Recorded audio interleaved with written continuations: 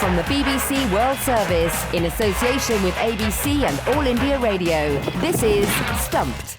Hello and welcome to Stumped, your intercontinental hit of news, views, features and debate from the quirky world of cricket.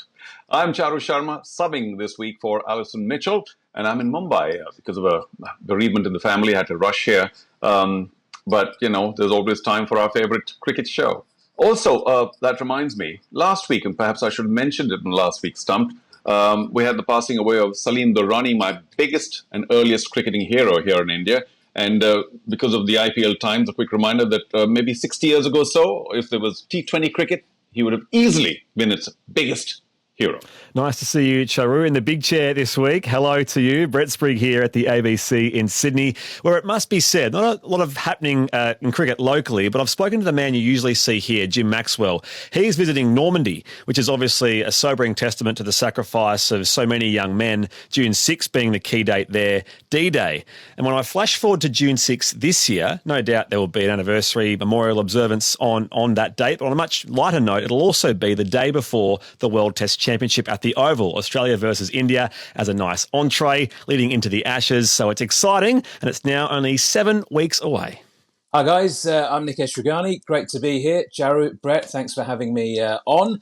I'm in Leicestershire in the East Midlands of England. It's pretty sunny here today. The cricket season, the county championship, has got underway here last week. We've had the usual rains in April to greet the start of the cricket season. Thankfully, it's sunny today, and we're ready for another round of county championship action. I've also been keeping an eye on the IPL, being a commentator for the BBC's coverage on the radio as well. So lots going on in the cricket world here in the UK, and happy to be on with you guys.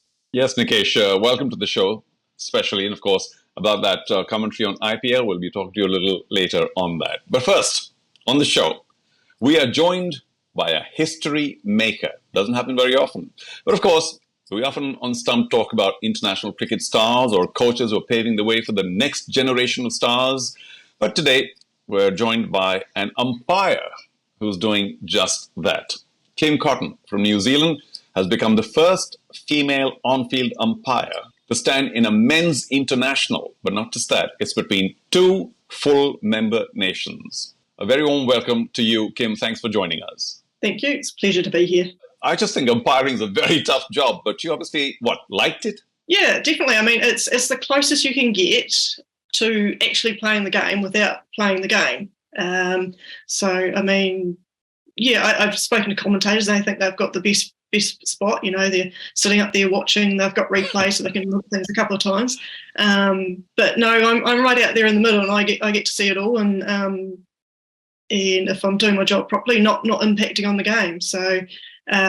Just loved it. I mean, obviously we all have to have a bit of go at scoring as well when you're doing your club cricket, but that didn't interest me as much as the umpiring did. So just enjoying it. Every season there seems to be something new, something exciting. It just keeps the interest there, keeps me going.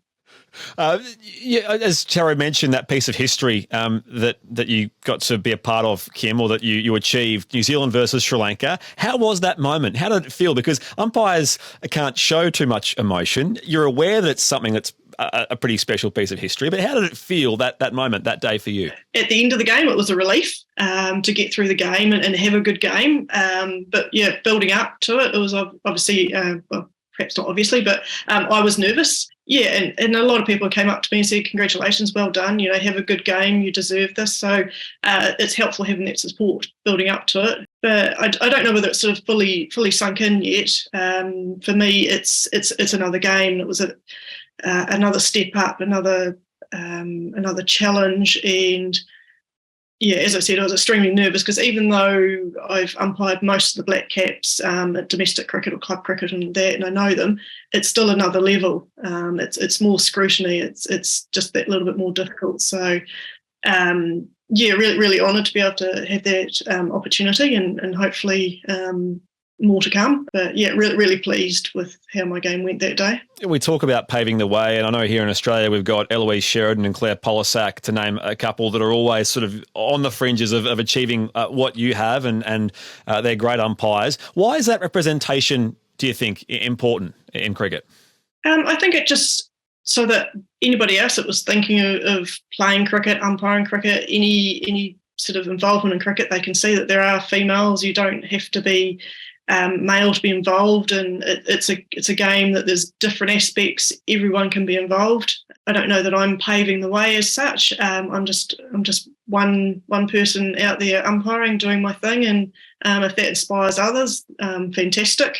And Kim, you mentioned that interesting comparison between commentators and umpires, and us commentators thinking we've got the best job in the world. One thing we definitely don't get to do is walk onto the field during a World Cup final. You obviously did that in the Women's T20 World Cup in 2022. What is it like to step out onto the field on such a big occasion like that? Do you feel the same nerves, do you think, as some of the players might feel going out there? I'm pretty sure that there's nerves by everybody that has to step out there on those big occasions. There's a lot of atmosphere around. There's a lot of noise. There's a lot of music. There's the anthems. There's a lot that builds up the occasion. So there's definitely nerves there. I've done a couple of World Cups now. So my very first one, that was the one that I was the most nervous for. And I still get nervous before World Cups because I always want to do well. But it's not quite the same as that first one, because that's quite an amazing event in the MCG, and back in 2020, 76,000 people, and Katy Perry doing the warm-up before that. That's just, it's something pretty amazing. So, I think everybody was nervous for that game.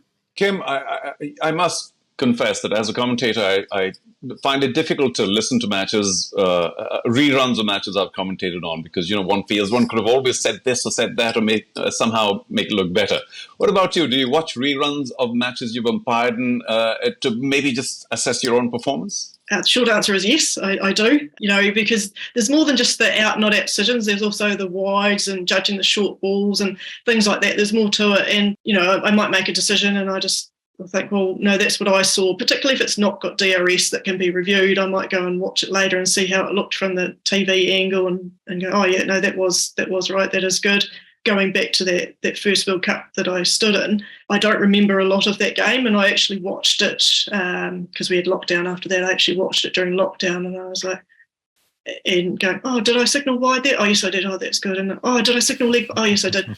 There were just things that I'd forgotten about in the moment of just so much going on, and I'd forgotten a lot of things. So I do like to go back and review things and see if there's anything I can do better. And you've been very humble in the past about paving the way. Kim, we think you are paving the way and you have made history. Thanks so much for joining us on Stump today. Thank you for inviting me along. And now on to the Indian Premier League. And Nikesh, I know that you've been doing commentary for a few of the matches on BBC. It's still early stages, but how do you think this year's tournament is brewing? Well, as always, Jaru, with the start of the IPL, there's always so much hype, so much excitement, not just in India, but from T20 cricket fans all around the world, lots of English interest. So, me being based in England, you can really feel that sense of extra interest in the last few years, especially this year with the likes of Ben Stokes out there. Josh Buttler always does well. It's great to see, I think, first and foremost, that the IPL is back on the road. We've got proper home and away matches. The games have been good. The games have been pretty tight. There's not been much in it for the bowlers early on, we've got to say, in this tournament. But look, we've seen lots of runs and the crowds seem pretty happy with the way things have gone so far, and some great individual performances as well. How do Australians take the IPL? I know there's a time differential, which is a bit of a problem, but is it creating as much interest as I presume it is in England and other parts of the world? Well, it's pleasing that for the past couple of years, it's been back on accessible television here. It's still pay television, but for most cricket fans, that's not a worry, and they get to follow how the Aussies are doing. I almost think the WPL garnered more fanfare this time around because our Australians featured so prominently in the first iteration of that competition. But as far as those broader discussion points go, David Warner's a fascinating one. He's obviously scoring runs, but not quickly enough for the Delhi Capitals. And, there's this continued discussion about his future at international level as well. Our best bowler has been Nathan Ellis, the right-arm quick, who's only played a handful of international matches. He's fast proving himself as a world-class T20 performer. He had that spell of 4 for last week, which proved match-winning He's at Punjab Kings, isn't he? But again, I wonder whether that sort of thing, this exposure in the IPL counts for much when it comes to those future prospects down the line, being a regular player for Australia in Nathan Ellis' case. The other two fascinating ones are also Maxwell and Stoinis, who are under pressure to hold their spots in their respective teams and then appear to have sort of righted that ship a little bit in the past few days. But look, it's fun. We've got a reasonably full-strength Australian contingent back in the IPL this year, and there's still a lot of cricket to be played. Well, it is attracting a different kind of attention, and I must quickly mention that I saw something in the Sydney Herald which really surprised me. Now, somebody I know well, I've met him in India in the past, Neil Maxwell, one of Australia's most influential player agents, manages Pat Cummins and Josh Hazlewood, amongst others, surely, said that the next phase of the IPL revolution could have players asking for permission from their Indian owners to represent Australia and not the other way around. Your thoughts? And this is something we've alluded to before on this program, that with the onset of those Indian conglomerates owning multiple teams across multiple countries, you might, for example, have a contract with the Mumbai Indians that means you're playing not only in India, but for their affiliate teams in South Africa, the UAE, New York would be nice. And how that mechanism works on the world stage, it sounds fanciful. But as we see in sports like football, basketball, it's commonplace that players have to get clearance from their teams to play for their nation. They are assets worth millions of dollars, to put it that way. So who's going to pay the insurance? It's quite easy, in fact, to see this happening, come to think of it, for better or worse, as players seek flexibility across the formats. I don't know, Charo, what do you think? Well, there's the slim possibility at this point of time, because the cricket leagues are not long enough. You mentioned basketball players and, of course, English football players and many other such leagues. But that's a situation where the players are contracted to a franchise for virtually through the year for a league that's 8 to 9 months or so. In cricket, for the moment, most of the leagues are very short, the IPL being perhaps the longest at over 2 months or about 2 months. So I don't quite see that happening right now. But you mentioned an important point, because the Indian franchise owners or other franchise owners own teams in many leagues around the country. So cumulatively, a good T20 player could be very busy. I still do think that cricket's, I don't know, I'll give it a time. 15 years from any such thing actually happening. Maybe Neil Maxwell, of course, sees the future a lot better than I do. But for the moment, I think that's a little far-fetched, because players will have the ultimate right to say, I want to play for my country, I will. Because in cricket, playing for your country, because there's so much of it when you play for your country. There's so many, what are they called? The tours between countries. There are so many of them that too is lucrative. So it's not just T20 cricket or these franchise leagues that players can play. Interesting point though, Jaro. We are getting into a situation though where there is so much money involved in the IPL. There's so much interest in that competition, and there's interest from various billionaires, millionaires, whatever you might call them, not just from India, but from other countries, in buying these franchises. They are a proper cash cow for all the people involved. And are they going to then expand it to 12 teams, to 14 teams? Are we going to get to 20 teams at some stage? Something similar to the English Premier League when it comes to football.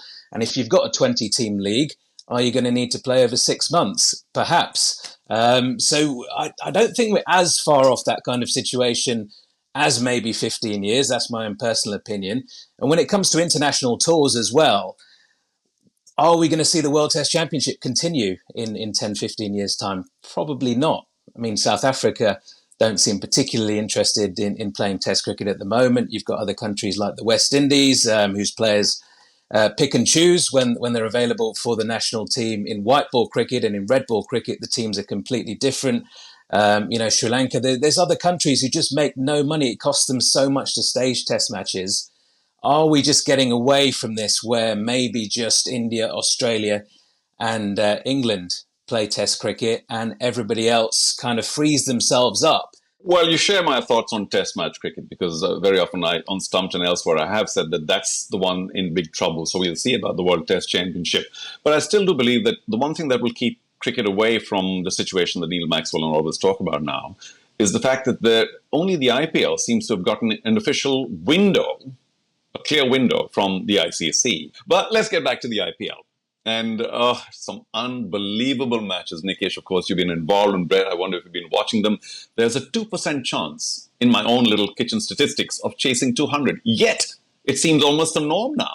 The more that we see T20 cricket, the more these top players are exposed to it. And look, it's been going since 2003 now. There's been a long time for players to sort of get used to not just the conditions, but, you know, there's innovation in terms of how to bat. And if you need 12, 15 an over off the last 4 or 5 overs, you would back yourselves 9 times out of 10 if you've got wickets in hand and if you've got batters in form at the crease. So the game has changed. The game has evolved so much in the last few years. We don't always see these scores chased down. I mean, Rinku Singh, that was something really special. Rahul Tewatia did something similar a few years ago when he was playing for the Rajasthan Royals. It wasn't 5 sixes in a row, but it was 5 sixes in the over to win a match for the Rajasthan Royals. So that's the only ever time I've seen something similar to that. So we have seen some really special things to chase down these scores of 200 plus. Nicholas Pooran, you mentioned there as well. I'd much rather go and see a 400 run game than a 140 plays a 135. That's just me. You'll make some good friends with bowlers for sure. Yeah, you can tell I was a batter, right? And yet, for all of the freakish individual brilliance you mentioned there, Nikesh, it does seem like a natural evolution of the game that we just get these higher and higher scores. I remember thinking about years ago when in a one-day international, scoring 300 was the marker, and now then one team scored 400, and then it happened twice in one game, and now it's happened I think 20 times in the last 15 years is the marker again. Charu, as far as how the game has shifted so much since then, and perhaps due to the advent of T20 cricket, the influence that's had on the longer formats as well. But it's a natural evolution, isn't it? That all of a sudden what we thought was a good score is going to become par and then subpar, and it's just going to keep climbing. Well, that's all we've got time for on Stumped. My thanks to Brett Sprigg and Nikesh Rughani, particularly for joining us this week, and to all of you for listening. Thank you all. We'll speak to you again soon. From the BBC World Service, in association with ABC and All India Radio, this is Stumped.